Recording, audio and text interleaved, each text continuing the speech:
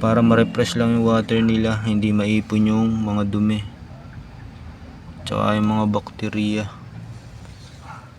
So yun, ayan lang pinakita ko sa inyo dahil 2 days na tayong walang update sa kanila eh.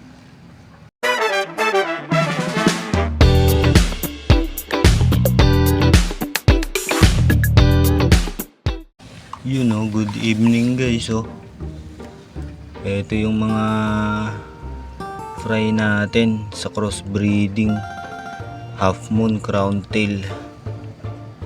Ayan na sila 1 week old. Ayan. 1 week old na sila. Mukhang normal naman yung paglaki nila.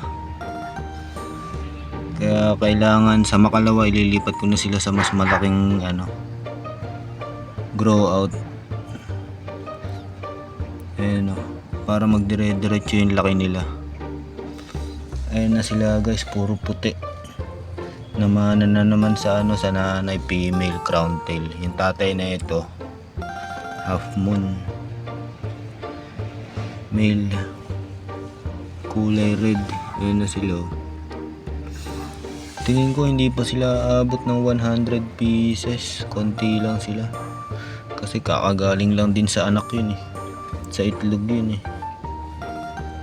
Yung nanay nila. Kaya parang konti lang. So yun, yan lang.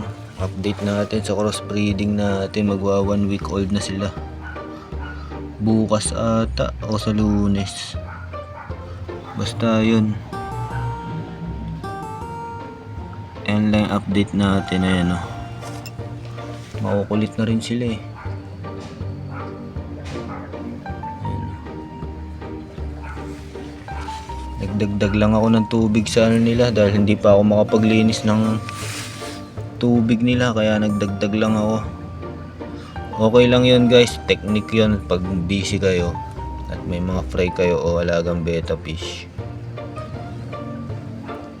Dagdag lang ng tubig, kahit huwag nyo munang linisin, importante madagdagan nyo o kaya mapalitan nyo kahit konti para ma-refresh lang yung water nila, hindi maipon yung mga dumi tsaka yung mga bakterya. So yun, ayan lang pinakita ko sa inyo dahil 2 days na tayong walang update sa kanila eh. So yun,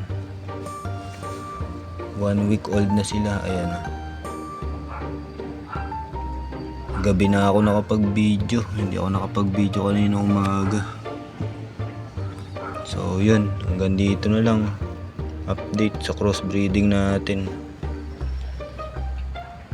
half moon crown tail fish.